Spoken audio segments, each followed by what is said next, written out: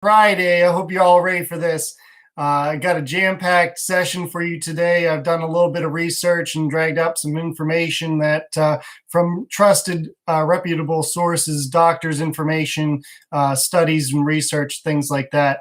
That will it's facts, it's truth, and we gotta be talking about this stuff because there's so much misinformation out there that we don't want to be wrong or misinterpreting things, and I'm not here to do that. I'm not here to give you things that aren't true.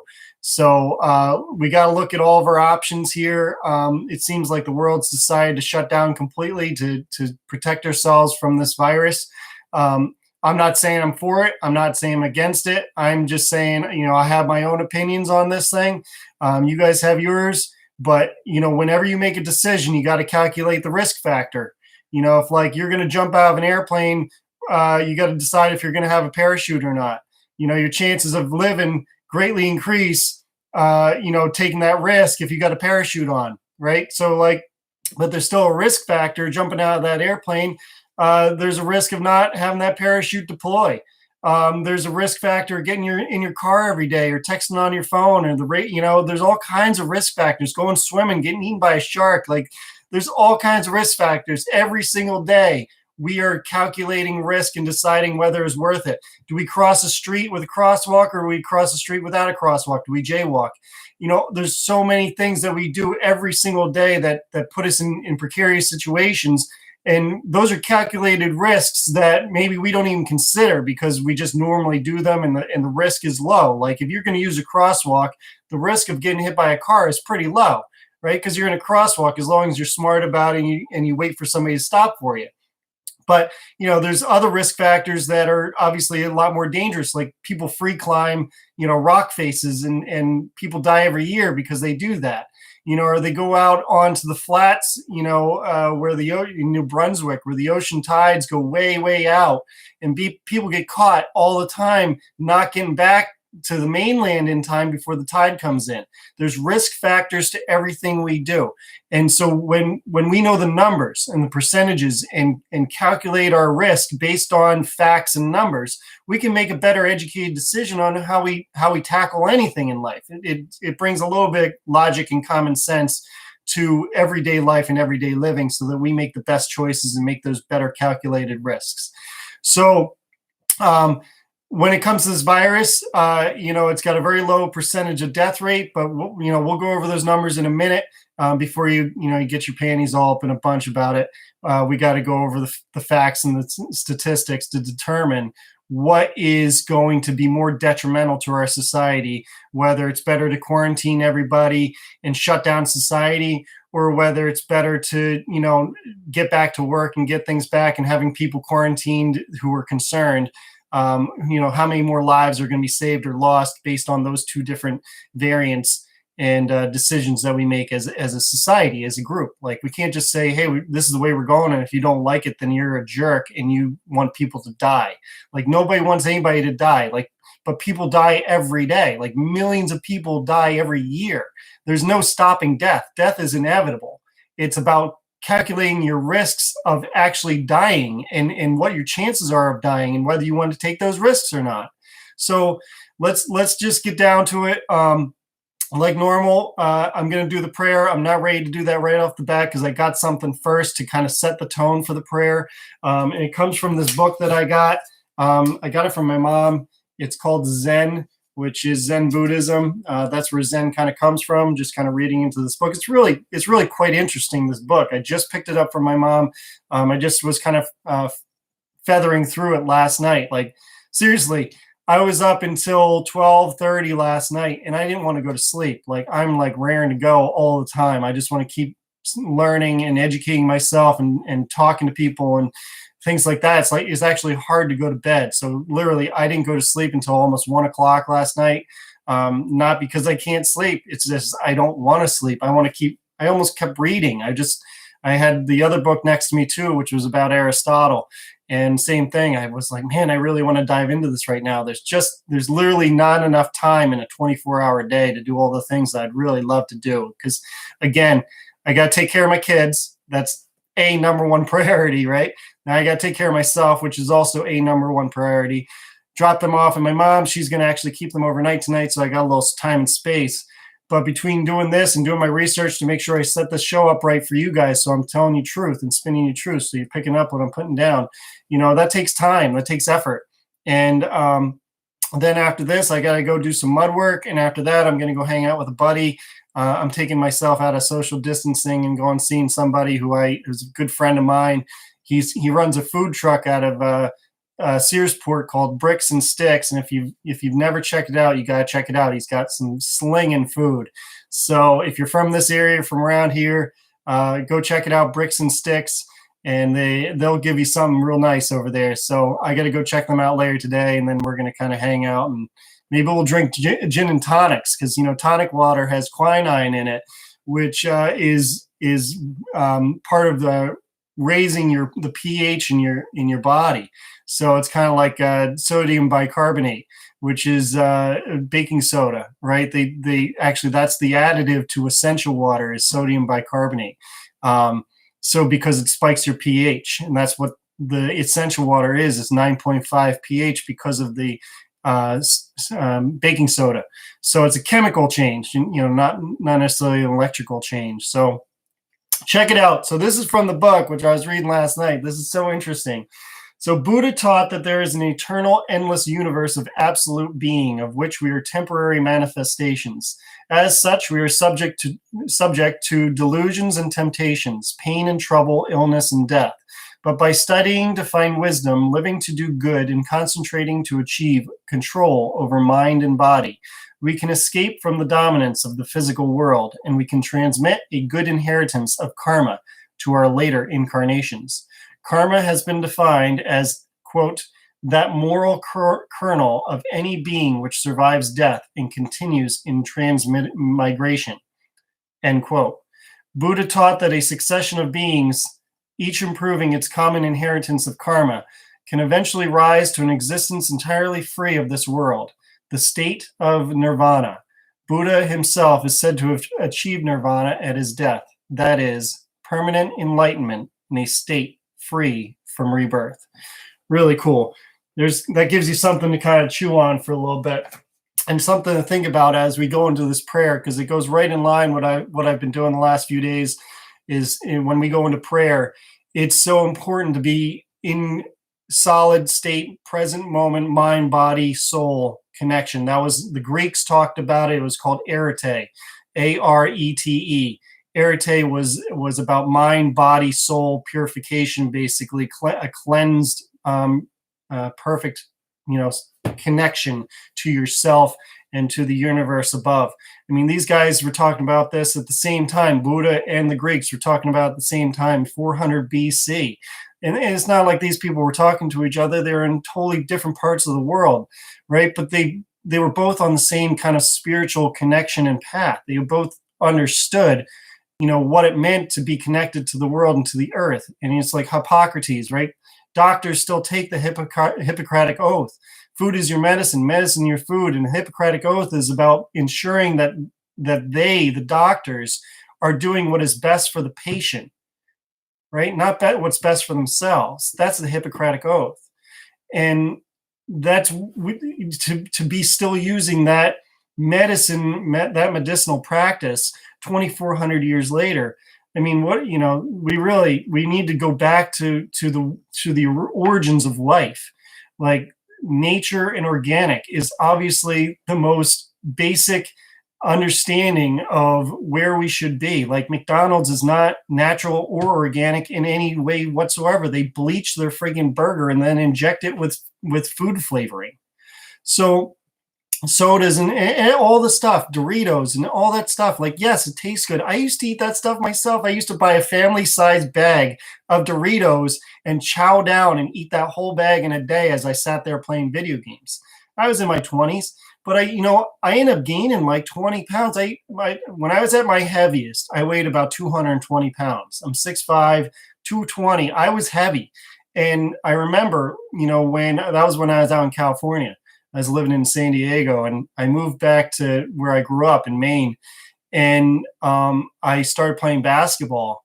And I kid you not, I can still remember the feeling. I felt like the Pillsbury Doughboy running up and down the basketball court. Like I was just sluggish, I was slow, and I was only 24 years old. My diet, my health, like microwaving hot dogs and eating Doritos and eating KFC, which was across the street, and junk food and burgers and fries and carbs and meats and protein, high carbs, high proteins, lots of alcohol and beer and things like that. Like I weighed heavy, I felt heavy, and I didn't feel good. I wasn't energized. Like my body, my life struggled, right? And I was only in my early 20s. Like this isn't, if I kept up that kind of lifestyle, I was on my way for cardiac arrest. Like this isn't like a secret. This is why I had to change my life.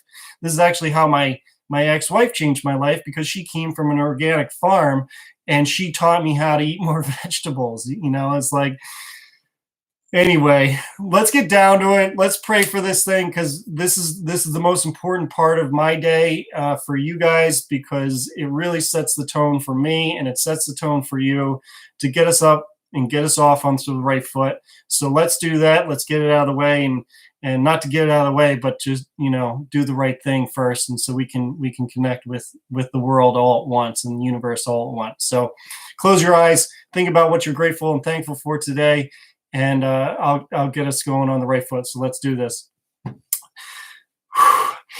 In through the nose and slowly out through the mouth.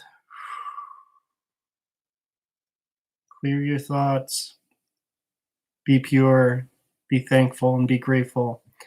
Because we thank you, Lord, for all that we have and this wonderful world that we live in, and that we get to share it with each other.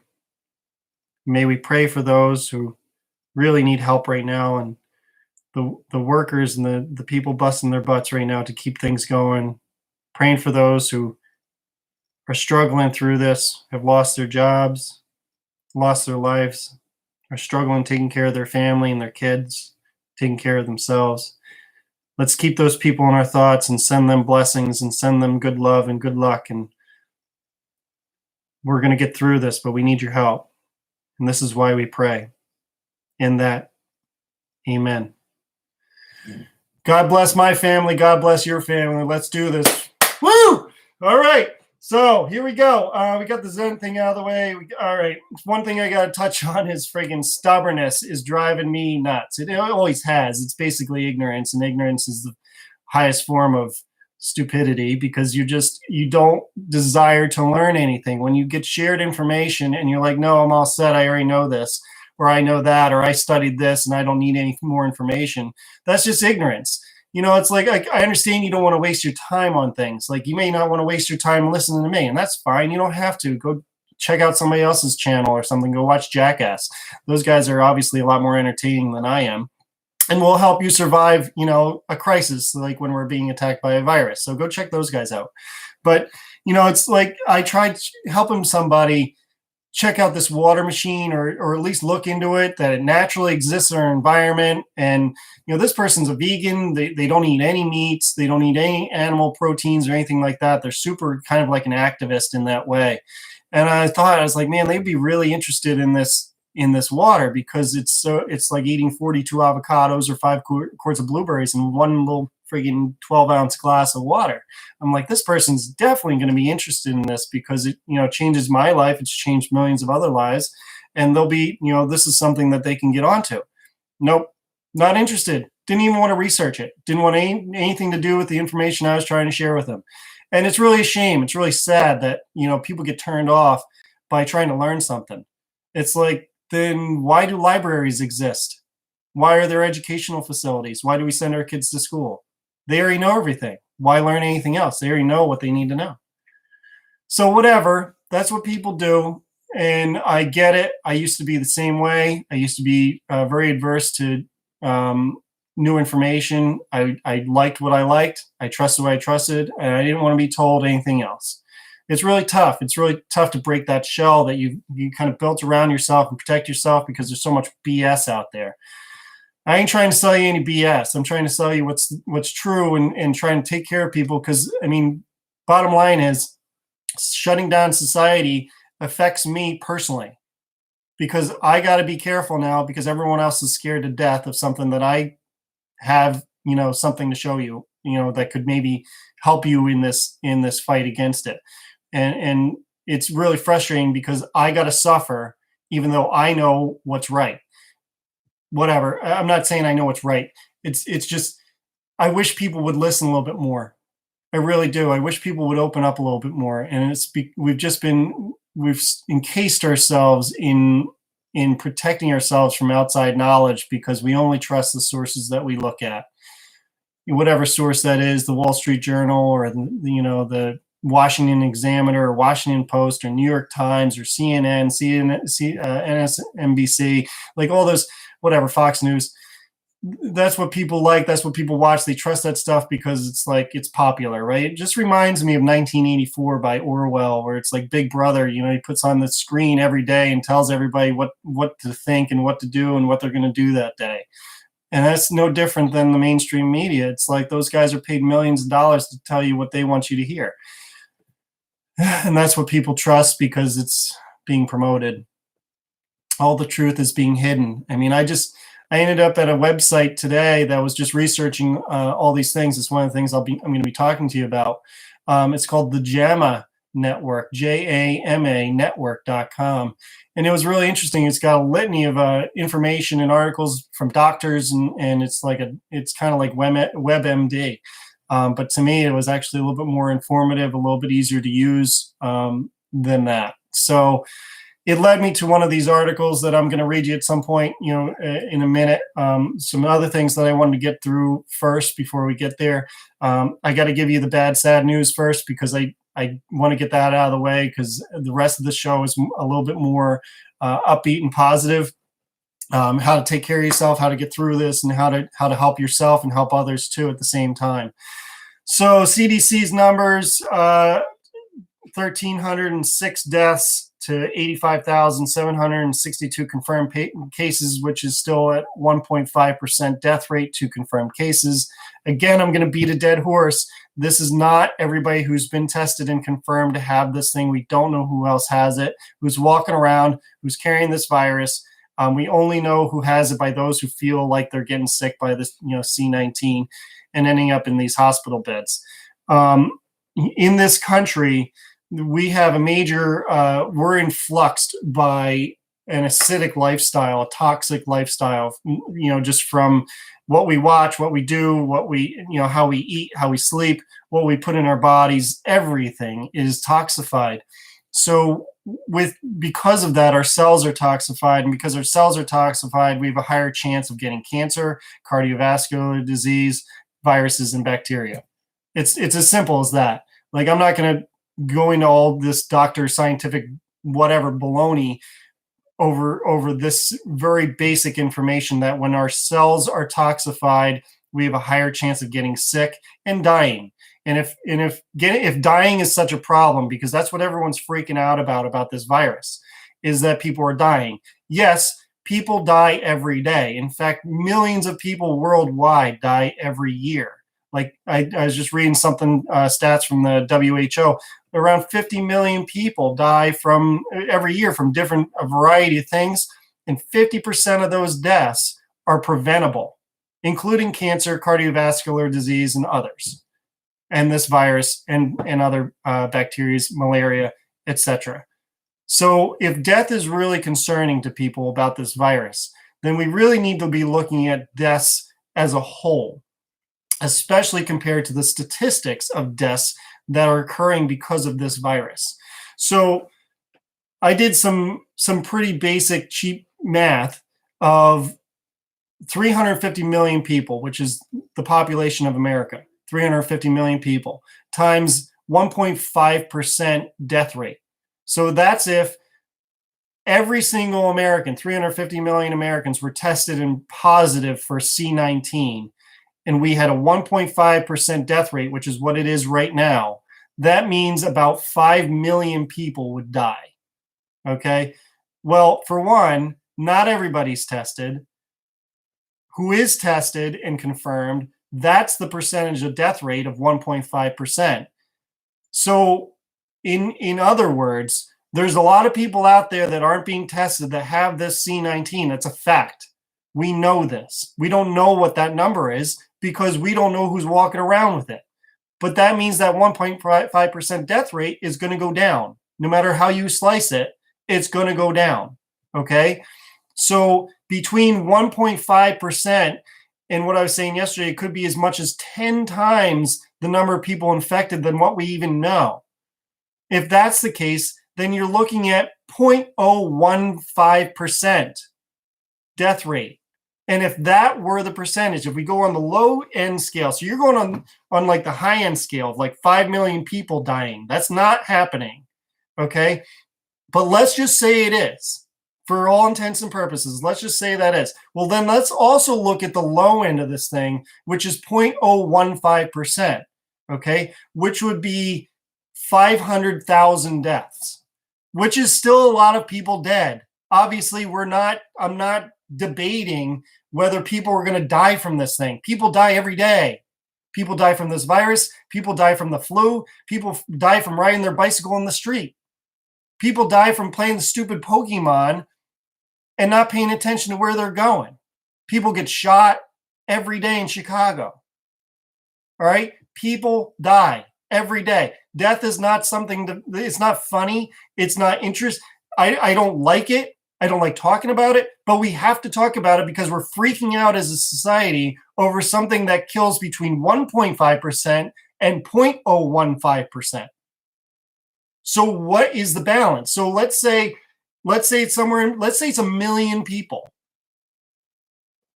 Let's just say it's 1 million people that die from this virus. Okay. We just put 3.3 million people out of work in a week. That's the jobless claims this last week. And that's just the beginning. How many people are freaking out, going insane because they're locked inside their houses, can't go anywhere, they're afraid of dying by something that doesn't kill that many people? Is it going to kill people? Yes. Who is it going to kill? We don't know. People that are young and healthy are getting this virus. Why is that? It's highly contagious. Contagious does not mean death. Okay. Secondly, it could kill somebody that's younger, and this is why. Because we eat toxic junk food. Because of what we put in our bodies. Crap. I used to do the same thing, and thank God I don't do that anymore. I smartened up. So if you're not being smart about what you're putting in your body, what you're hydrating with, and what you're eating, you are more likely to die. It's simple. Hippocrates, food is your medicine, medicine is your food. 400 years ago, eat fruits, eat vegetables, hydrate. It's that simple, right? Especially with toxic food. If you're eating toxic food and you're drinking water or liquids or sodas or whatever that are low pH, you are more likely to contract this virus and more likely to be at risk of actually dying from the virus. Yes, that is the fact. If you are healthier, eating your fruits, vegetables, and drinking hydrating, healthy water, you are more likely to survive or not get the virus at all. That is the fact. So let's go over some actual facts of deaths. This came from two doctors, Ali H. Muqdad, PhD, and James S. Marks, MD, MPH, Donna F. Straub, PhD, MSc. Julie L. Gerberding. Excuse me if I say these wrongs inappropriately or incorrectly. I'm just going to put that out there now. All right. So this is from the JAMA Network.com website that I picked up this information. So the context is modifiable behavioral risk factors are leading causes of mortality in the United States. Quantifying these will provide insight into the effects of recent trends and the implications of missed prevention opportunities. Prevention, not health care and treatment of what you've got, but prevention of getting it. Okay. To identify objectives, to identify and quantify the leading causes of mortality in the United States. Design comprehensive Medline search of English language articles that identified epidemiological clinical, and laboratory studies linking risk behaviors and mortality. Risk behaviors, okay, and mortality. The search was initially restricted to articles published during or after 1990, but we later included relevant articles published in 1980 to December 31st of 2002. The study was done on March 10th, 2004. Prevalence and relative risk were identified during the literature search. We used 2,000 mortality data reported to the Centers for Disease Control and Prevention to identify the causes and number of deaths. The estimates of cause of deaths were computed by multiplying estimates of the cause attributable fraction of preventable deaths with the total mortality data. Main outcome measures, actual causes of death. Results, the leading causes of death in 2000 were tobacco, 435,000 deaths, 18.1% of total US deaths. Poor diet and physical inactivity, 400,000 deaths, 16.6%, and alcohol consumption, 85,000 deaths, or 3.5%. Other actual causes of death were microbial agents, 75,000, toxic agents, 55,000, motor vehicle crashes, 43,000, incidents involving firearms, 29,000, sexual behaviors, 20,000, and illicit use of drugs, 17,000. War on drugs, right? Conclusions. These analyses show that smoking remains the leading cause of mortality. However, poor diet and physical inactivity may soon overtake tobacco as the leading cause of death. These findings, along with escalating healthcare costs in an aging population, argue persuasively that the need to establish a more preventive orientation in the U.S. healthcare and public health systems has become more urgent. This was in 2004. Poor diet and physical activity may soon overtake tobacco as the leading cause of death. No kidding. Change your food, change your water, change your life. Seems pretty simple. So someone asked me today, they said, so will high acidic foods make your body more alkaline? I didn't know the answer to that. So I did some research. Led me to the Riordan, excuse me if I'm saying that wrong, Riordan Clinic, where it says, acid and alkaline foods, the real story. This was a study. Again, this article was originally published by the Orthomolecular News Service, OMNS, on July 18th, 2019. Alkalizing foods are sometimes believed to be healthier because they prevent acid buildup in the body. This is a myth. Alkalizing foods such as vegetables, fruits, and nuts are healthy not because they prevent acid buildup, but because they contain more essential nutrients, fiber, and a healthy balance of carbohydrates and fats. Foods in the diet contain a variety of biochemicals and essential nutrients. Some foods are acid, some neutral, and some alkaline. During digestion, all foods are acidified by a very powerful stomach acid. In the metabolic process, some foods such as meat, cheese, fish, and eggs generate acid, low pH. Other foods, such as vegetables, fruits, and nuts, cause alkalinity, high pH. How your body manages pH. The pH of the blood and body organs is kept within very tight limits near 7.4 pH. This is accomplished by several mechanisms. The pH of blood and body organs is largely controlled by the level of carbonic acid, H2CO3, which is in equilibrium with the bicarbonate ion, HCO3 negative. All right, more carbonic acid in the blood plasma causes lower pH, and less carbonic acid causes higher pH, blah, blah, blah. All right, so you can read this article. I'll post it in the comment section of my post, okay? So let's listen to this. On the scale of seconds to minutes, pH is regulated by the rate of breathing. Faster breathing exhales more carbon dioxide from the lungs. Since carbonic acid in the blood is in equilibrium with carbon dioxide in the lungs, faster breathing removes acidity from the body, causing higher pH, aka a higher alkaline state. So maybe a little bit of exercise wouldn't hurt everybody. But your body is going to regulate the amount of pH in its system, right? So it's going to regulate around 7.4 pH on a regular. But when you are drinking and eating low acidic foods and your body is in a low acidic state, then your kidneys are producing more sodium bicarbonate, aka baking soda, to balance the pH levels in your body.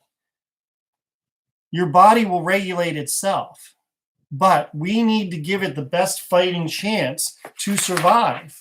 And we can only do that by eating the right foods and drinking the right water. So who's all doing that?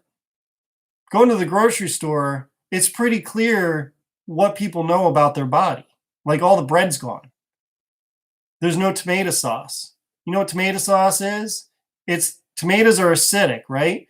As soon as you process those tomatoes, they're not beneficial to your body anymore. It's just canned sauce. There's so many things that we do on a daily basis, and this is going back to what I said earlier, changing your mindset. People are so set on what they do and what they've done their whole lives. It's hard to change. And the only time you change is when you're faced with a crisis, whether it's a crisis in your body and you're sick and you're in the hospital and it's like, dude, you got to quit what you're doing or you're going to die. You got to quit smoking or you're going to die. You're going to quit drinking or you're going to die. You got to quit eating Doritos or you're going to die. But we don't make those changes, those drastic changes, until we're faced with something and a reason that we have to. We have no choice, or we're not going to be here anymore. And we don't like that, obviously. We want to live. But who wants to live being kept alive by medicine? Nobody. I don't. If I have to be kept alive, if my day-to-day life has to be resurrected because of chemicals, forget it. Pull the plug, please. If I'm a vegetable, pull the plug. I'm telling you right now, like, don't save me. I'm done. I want to go on to the next life. But if I can prevent that now, which is preventative measures, I will do that. I will exhaust every option to make sure that I'm healthy. So I go to the grocery store yesterday, and it's chock full of fruits and vegetables. There's plenty of it. Plenty of it. But there's no eggs, right?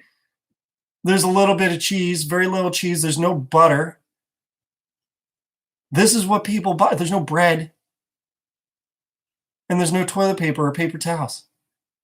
So we can all eat our stupid gluten and our eggs and everything, and our butter and our fat, so we can wipe our butt with toilet paper, but we're going to make ourselves sick and end up in the hospital and end up with this virus because we're not eating the right fruits and vegetables and foods and drinking the right water. We're buying bottled water, which is low in pH. We got to change what we do. We got to change how we've always been. Life is not going to be the same after this. It's not going to just go back to normal. Like, all the people were like, if we just quarantine and shut everything off, we're going to limit deaths. No, this thing is going to spread anyway because it's highly contagious. And if you're not taking care of yourself, and you're not putting the right fruits and vegetables in your body and the right water, you're still highly contagious. You're highly likely to get this thing. So you have to change what you're putting into your body. You have to make better life choices. Now, one of the things I've been telling people is that essential water, which is something you can buy from Walgreens, I should sell for essential water right now, because this is what people correlate with. People relate to things that are tangible, things that they can see. Oh, if it's in Rite Aid or Walgreens or the grocery store, then it's legitimate. Just because it's in a store doesn't make it legitimate. Snickers are in a grocery store too, and all this junk food that has crap in it. Does that make it more legitimate because it's in a store? No, but I got to use that connotation so people can make a correlation in a relationship to what the water machine is, right? Because essential water is 9.5 pH ionized water. Well, it's done so with sodium bicarbonate, baking soda. It's a chemical adjustment. It's a chemical process. It's not this machine. This machine is pure. It is your drinking water out of your tap that is diverted to the machine, sent through titanium plates to electrify it, giving it the hydrogen, negatively charged hydrogen ion that is super high in antioxidants that you'd have to eat 42 avocados or 5 quarts of blueberries to match it. I've challenged people with this, and I'm waiting for somebody to step up to the plate, because I'll drink a glass of water and you chow down on 5 quarts of blueberries, and we'll see who finishes first. A. B. You absorb water faster because you're 75% water and it's electrified. Your cells are positive, the water's negative. You absorb the water quickly and it flushes your system and your cells. To eat food and have a breakdown in your stomach and be sent through the rest of your body as nutrients takes time. This water doesn't take time, it's immediate. That's the difference. Because if you truly care about your health, you want to be as healthy as quickly as possible. It takes at least 2 to 3 weeks to flush your body with this water. If you're drinking essential water, you go to Walgreens and you buy, or you go to Sam's Club, or go online and buy cases of this essential water. You got to be drinking a half a gallon to a gallon a day of essential water to flush your system between 3 to 4 weeks, within 3 to 4 weeks, to adjust the pH level in your cells to resist this virus. So if you can go ahead and purchase, I don't know, what's the ounce of an essential water bottle? How many ounces of water are in there? I don't know. There's 128 ounces in a gallon. I got my little machine over there that I can just go turn my faucet on and pump it into a 12-ounce glass and pound 4 or 5 glasses of it, and then go to work with my 40-ounce bottle, a container of it, drink that. I can drink it over a gallon a day of this water, and it costs me nothing. It costs me having the machine every day, right? But by the time you break it down, you go outside and you buy essential water or your soda or your Monster drinks or whatever it is that you're buying that hydrate you, they ain't hydrating you. They're low acidic waters and fluids, which means you're still likely to be at risk for contracting this virus and at risk for death. So you can go outside, buy that essential water all you want. That's what I would recommend, because it's better than anything else you can drink. Or just drink your tap water and pray, okay? Everybody's looking for an answer. Everybody is looking. They're trying to give you a drug, hydroxychloroquine. Is that the answer? You want to do a chemical change? You want to trust the government to tell you what to do? They can't even tie their shoes. I'm trying to show you that it's a basic chemical adjustment based on food choices and water choices and liquid choices and fluid choices that you put in your body that will protect you from this thing. Everybody's looking for that answer. Instead, we're hiding inside, waiting for the government to tell us what to do. Meanwhile, we are losing our freedoms. You don't see it now. And if you're not looking, if you're not paying attention, then you're definitely not seeing it. Because they are taking away our freedoms by using this crisis as a reason to do it. It's really sad. And I'm trying to help you. I'm trying to give you the best option out there that's literally, it'll save your life, change your life, maybe not save it. I don't know if it'll save it or not. I can't promise that. It'll change your life. And it produces the hypochlorous acid, which kills 99.9% of bacteria and viruses. It hasn't been tested on the C-19. I'll take my chances. I'll take my chances over a drug that the government tells me to take. I'll take my chances about putting fruits and vegetables in my body. You should have seen my grocery cart yesterday. I almost took a picture. Half full of fruits and veggies. Probably spent $60, $70 on fruits and veggies. So I can take care of my body, take care of my kids, take care of my family. Because that's who I want to see live. That's who I want to see around. And I'm trying to help you the same way. same way as I help my kids. So you do you, I'll do me, but I'm just sitting here trying to help you. And I hope you're paying attention. I hope you're listening. So I'm going to leave you with that. It's about 40 minutes of doing this video. You know where to reach me. It's logicalhippie@gmail.com. LightNews is my Facebook page. Hit me up, like my pages, subscribe, comment, share. Please, I'm looking to spread the word and trying to help people out, and that's what we need right now. Is we need people that keep the faith, that give us some common sense, give a little bit of logical reasoning. So you guys have a great day. It's Friday, TGIF, I guess. I mean, I don't care what day it is, honestly. I mean, Saturdays are really great, but at this point, it seems like every day is a Saturday for a lot of people, except they're stressed out because they're not working and they got no money. We're going to see if that makes if this decision is worse than the other decision that we could have made. So we'll see. So you guys have an awesome one. Stay upbeat, stay positive. You got this. We're going to be okay. Get fruits, get vegetables, buy oranges and apples and bananas. You got this. We'll see you.